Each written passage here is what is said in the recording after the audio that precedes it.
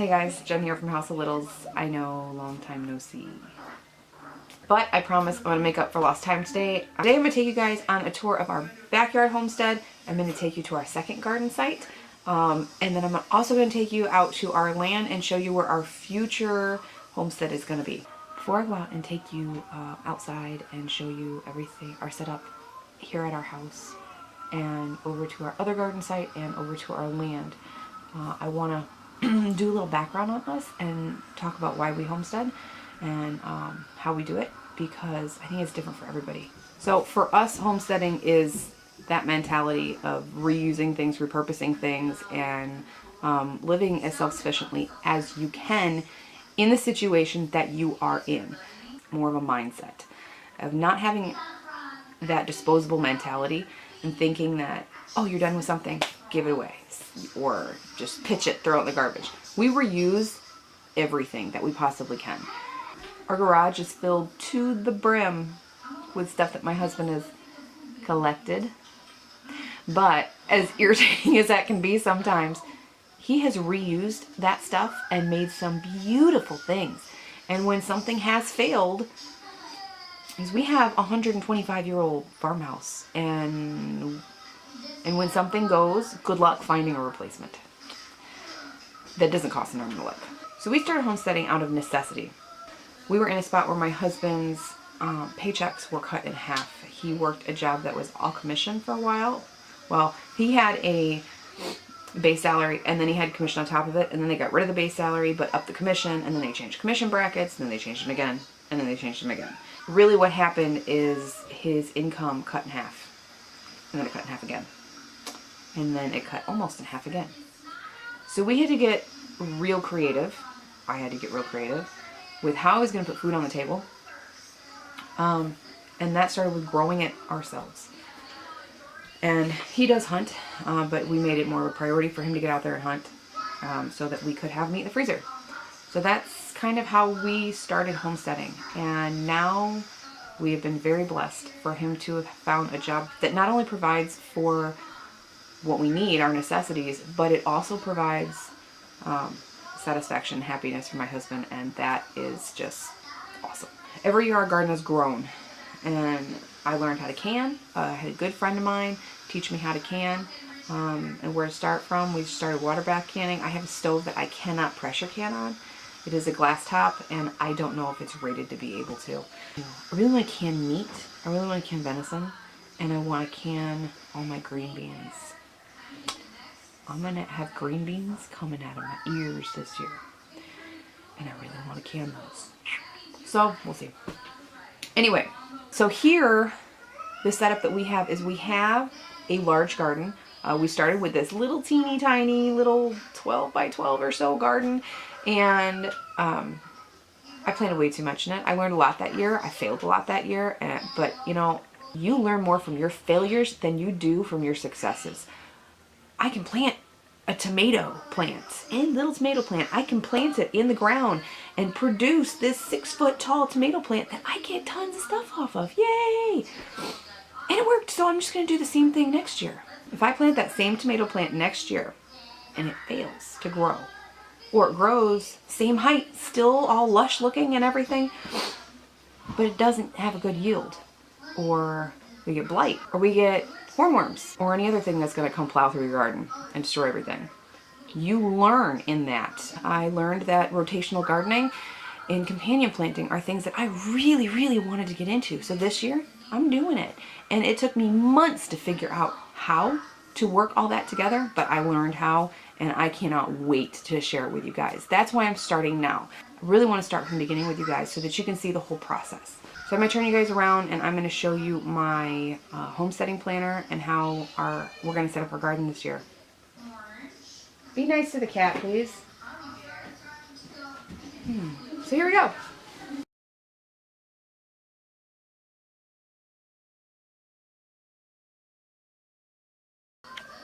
So this is my homestead planner. I use a Happy Planner for this. I just got this one actually as a filler pack. I had like all these different filler packs I had on clearance, and I got them all, and I used the extra covers as dividers. So we're going to start. This is just their small one. It's got, I think, 11 rings on it. So it's the small one. And then the second option for covers I use as my general information. This, if you follow me on Instagram, you probably already saw this. This is my setup for this year's garden. So the garden is set up in different zones, zone 1, 2, 3, and 4. This section here is what's against our house. We've got blueberries here. I don't think they're going to do very well this year, but we'll see what God gives us. We've got a strawberry bed here. This is a cold frame my husband built me a couple years ago. That is done fantastic. And as you can see this year, starting with our companion gardening, I'm going to plant some chives in there with them. Should do fantastic. But with companion gardening, the whole point of companion gardening is to have crops that complement each other, that help each other thrive. So there are plenty of links on Pinterest, plenty of charts. I will link a couple in the description box below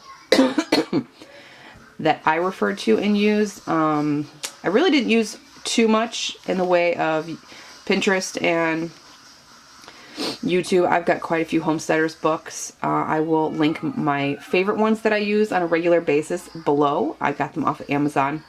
Zone 1, you can see we're going to have yellow pear tomatoes, and then we're going to plant onions with them. Roma tomatoes and basil, and red delicious tomatoes, I think they're called. I've never done these before, so we'll see. And oregano. And then in zone 2, we're going to do yellow beans, black beans, garbanzo beans, and sugar snap peas. Zone 3, you really do not want beans next to peppers with companion gardening. They say they are not compatible, but you can do peppers next to peas. So that's why I put the peas on the end here. And I put these close together because I'm also going to have a fence line for these peas to trellis here. And then we've got, and I'm going to do this removable too, so I can take this out because I'll get to that in a minute. Zone 3 is going to be bell peppers here, planting onion and basil with them. And then we're going to do serrano peppers up here and jalapeno peppers here. And along the side here, I'm going to have calendula. I use that for a few different reasons, primarily because I use it in my soap. That's my big reason. So, and then in zone 4, we're going to have cucumbers up here against the fence on a trellis. I'm going to have lettuce with that planted at the base, and then we're going to have 2 rows of spinach, and then we're going to have dill here, a row of kale, another row of kale, and then our broccoli and cauliflower. Last year I had my broccoli and my cauliflower in zone 4, and I did get a lot of cabbage loopers. I mean, I wouldn't go so far as to say it was infested, but there were quite a few. Now, what I'm wondering is, maybe somebody can comment and let me know about this, but I'm wondering if they're going to be more prone to go to the same area because that's where they were last year. But I did read also that dill will repel those bugs. Oh, and those little black dots everywhere, all the way around? Those are marigolds. Those deter other animals and pests also. So that is our garden this year. I do have more that I'm going to be planting in there, but when certain things are done and I have my crop from them, I am going to put in a late summer garden. I am going to plant early. We did solarize the garden with some greenhouse plastic, and it is warmer out there, and then we've already tilled our bigger area and put the plastic back down and tried to let it get warmer.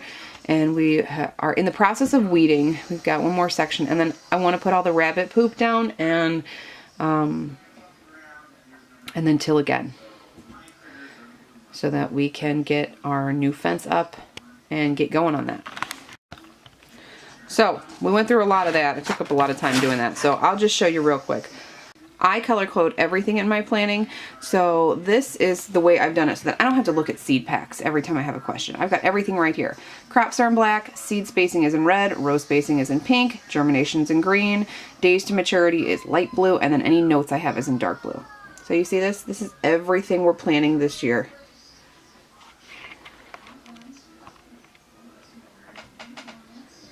That's everything for this year. And then we've got a few more up here. So that's what I do for that. Okay, just to keep track of my seeds. And then I've got more notes. So planting depth, spacing after we're thinning, groups, seeds per group or hill, and then notes. Again, color coded, so this is all the information on all the seeds. And then we've got harvest information, and I haven't gotten to that, but it's not exactly the priority right now. So here is my companion planting list. I've got things that are good companions in blue, things that are bad companions in pink. And then if there's any notes, I write it in where I can fit it. Like here for spinach, there are no bad companions for spinach. But okay, I started seeds here, and then they were leggy, so I had to start again. So we write what we did, what we planted,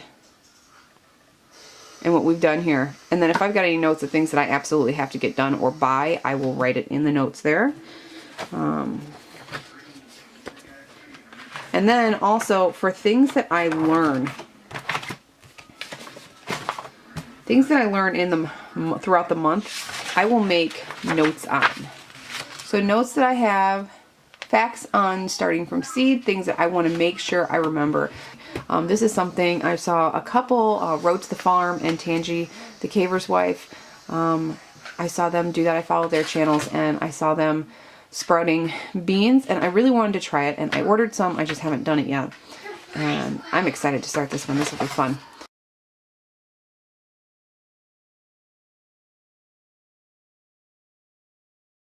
Next year, this is going to be here.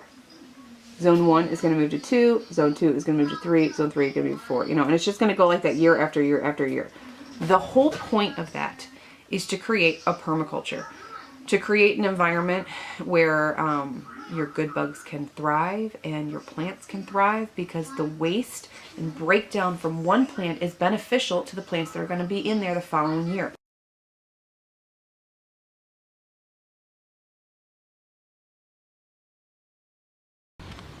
So here is our garden. So last year we started probably about here is where our garden went to, and then it stopped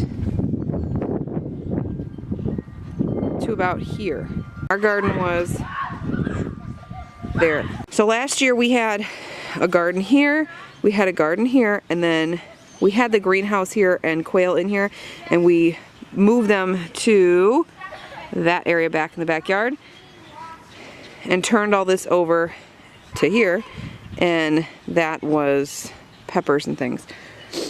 So then over here, these are blueberry plants, and I don't know how they're gonna do. I planted them too late. I didn't really protect them, so I'm not expecting much. Honestly, we'll probably redo them. So this is our cold frame strawberry that is in process of being finished. We just had paneling over here to keep out the squirrels from digging, and then we had something here we're gonna pull out because we had our flat roof done. See that? That whole area is flat roof. Well, in the winter it decided it was gonna start raining in the middle of our kitchen, so we had to have all of that ripped off and redone. We did our whole kitchen ceiling and remodeled our entire kitchen because of it. You know, you're gonna do it, you might as well just do it when everything happens. Do it all at once, you don't have to do it again. But because of all the roofing, you see all the glass up here, a lot of it got busted. Like this whole piece got busted. I don't know if you can see it, but 3 out of 4 of them are cracked. So these are our strawberries. They're starting to poke through. I'm excited for these this year. I thinned them out because they were starting to choke themselves out. We're getting all these pretty little green buds. And then we'll be planting chives here, here, here, and here. And from when I read on it, you let them bloom and then you cut them back. So we'll see how, and then you just throw them in. So we'll see how that goes. You can see where we had these little hooks here. Well, all of this here, this piping, used to be like low tunnel over it. What? Oh, you found the rest of your chips? Okay. So that is that. This is where you can see in here, we had our quail. And my husband made a run, if you can see it back there. He made a run back there so they could go out the side We could access all their eggs and everything. But that's where the quail were until they changed the ordinance. And a long story for another day. We were not grandfathered in because, well, people get salty when they don't get their way. So nobody was allowed to be grandfathered in, so we had to get rid of them. So there it sits. So we got to show one more thing. This is coming down. The kids have worn it out. My boys love to dig here and here. So what we're gonna do is buy them a new swing set. And then all of this wood is going to be the fencing for the garden. I'm so excited! Do you see these beams here? These beams, even though they're cracked and they're not really great for play sets anymore, these are good beams. These are gonna, I mean, there's beams everywhere. So that's gonna be our framing. All right, finish your chips and then you can go. Turn you around. So it's gonna be our framing. And then we're gonna take all of those and we're gonna frame it around probably every 5 feet or so. And then I've got garden fencing that's vinyl lined. Now Jackson, you lay right there. Garden fencing that I got on sale at Tractor Supply. Let's go, Caleb. You're gonna come in now. I got, I think 100 feet right of 4 foot. You wanna go I'll up? pull you to the spot. No. All right, put them down. You can go up. I got 100 feet of that fencing that's 4 feet tall, and we got that for $35. I got a really good deal on them. Normally it would have been like $85, so I got a really good deal. Oh, look at the worm! Caleb. Look at the worm! Scanner. Where's the worm? Do you see the worm? Oh, look at this guy. It's going right there. Oh, there's 2. Where's the other one? One right there and one right there. Yeah. Can I see? You want your boots? You can put them in the garden for me? No. No? Just looking at them? Yeah, can I watch it? Oh, he's so cute. Okay. There's lots of worms out, I bet. Yeah. Oh, there's another one. They're all over. In the middle. Caleb, I found another. Caleb, I found another one. One right here. Oh, he's going in the... Oh, no, he's not going in the ground yet. 3 worms. You found another one. Yep, you're gonna come in. Is that another one, or did you find a stick? Yep, I found a stick. Yep, you found a stick. Are you ready to go jump? When you Hey, sis. What? I see You gonna look for worms, or you want to jump? On the trampoline. Okay. Get back up. Okay. Winner. Caleb is gonna take our worm friends and put them in the garden, aren't you, buddy? Where are you gonna put them? Huh?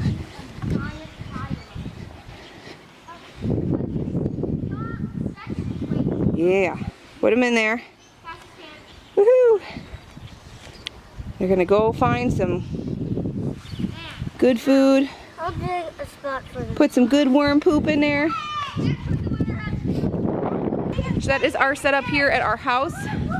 I'm gonna take you over to my parents' house and show you what we're gonna do for their yard and how we're gonna set things up there. And then I'm gonna take you out over to our land and show you what we're going to do over there, the end result. So, see you there? Yeah, you stepping in, there's lots of dirt, huh? So we are out on our land. We bought this land about a couple years ago. It's about 5 acres. It goes, if you can see that tree line back there, it goes almost down to there. Okay, come on.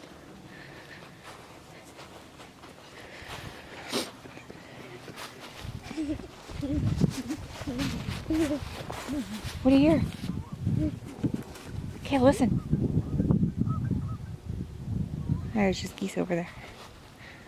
So right now all we're doing out here is my husband is pretty much hunting out here. He's got a big blind that he built last year back there. You can't really see it from up here. And back in here There's a whole bunch of locust trees, and that is probably gonna be our build site for our house. We're planning. What? Yep, those are geese. We're planning on that being our build site. Just a little bit, because Evie's sleeping in the car. Look, there's lots of tracks. Lots of deer tracks. Watch out for the thorns. Ooh, I found some. Yeah, you found some. Look at that, that's a good one right there. See that? Look at that track. Yeah. Lots of them. They walk through here all the time. So where all of these locust trees are here, they're like hostas, we've heard, or they get like root bound on the bottom. So pulling that up is going to be a nightmare, but we'll get all of that out. Come on, not so far down. We're not going all the way down today. We'll get all that pulled out, and that'll be the build site for our house. Come on. All right, that's enough though. I don't want to go too far from the car. Yeah, there's lots of them. And then we'll build the house, and then up front here we'll have the garden and have an orchard, and we'll put the animals. We want to have chickens, and I want to have goats. My husband wants a cow at some point in time. We'll ease into that. So right now it's in a conservation reservation program with the USDA. So we can't really do anything with it except hunt it. We're not allowed to mess with any of the trees or clear anything or anything other than what is here now. Come on, let's go back. So until that is out, that program actually ends next year. And in September, I think, the middle of September it ends. And then once that ends, then we'll be able to start clearing some of this and get some stuff going. We don't want to take money out. We don't want to borrow against the bank and put ourselves in debt to be out here. Our plan is just to do little bits at a time as we can afford it and be as mortgage free as possible living out here. That was the goal. We got this land pretty cheap. So it's beautiful out here. We love it. Yeah. Do you love it out here, Caleb? That's our neighbor. Which is actually, we found out that they have a boy and a girl, and actually the boy used to play baseball with Wyatt when he was still in public school, so that's pretty cool that he knows him already. So here's our land. One day we'll live out here. We'll have our full homestead out here, and until then we'll do what I showed you guys already, our little backyard homestead at our house, between our house and my mother's house, until we get out here. You ready? What you doing? Digging. You digging? You find some dirt? Yeah? You having fun? Come on, let's go get in the car. No. So this is our other spot to garden. This is a little house that my parents bought. That's a few blocks away from us in town here. As you can see, this house presents its own sets of challenges for gardening. We might put a couple apple trees there. We'll just do some dwarf apple trees, I'm thinking. And then over here in the other corner by the fence, we'll probably do some cherry trees, cherry bushes. And then over here, I'm thinking of doing some really cool trellised gardening. I'm gonna make them probably about 3 feet wide and about 5 feet tall. And I'm gonna trellis our squashes, because those take up so much room. If you've ever grown any kind of squash, you know it takes up a ton of room. So I think I'm gonna put them here, and then we'll trellis them up. I've got tons of hardware cloth and chicken wire and PVC and remnant wood, so we'll make stuff with stuff that we already had. Shouldn't cost much at all, and we'll just paint it to kind of weatherproof it some. So between our house and what we can do here, We'll have quite a bit of food this year. I'm really excited about it. You gonna roll a couple more times? Let's see you rolling. Woo! So that is it, guys. That is everything, the whole shebang, everything that we are doing currently. I did forget to mention there is one other garden that we kind of have. It's more of a family garden plot. It's where we do our corn. Mark's parents have got 5 acres that they do a big long stretch of corn and then some veggies that they grow for themselves. And that's where they keep the rabbits and everything too. So thanks for watching, and I hope you guys enjoyed it. And if you have any questions, go ahead and leave them in the comments box and I'll get back to you as soon as I can. That is it for us. I hope you guys have a great weekend and we'll talk to you soon. Thanks for watching. Don't forget to like and subscribe. Little button right there. Click that. Thanks. Bye.